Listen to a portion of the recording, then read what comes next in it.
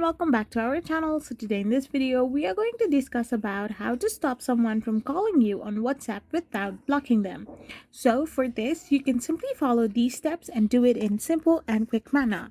So for this all you gotta do is simply tap open your WhatsApp, and once you do this, select the person you want to prevent from calling you.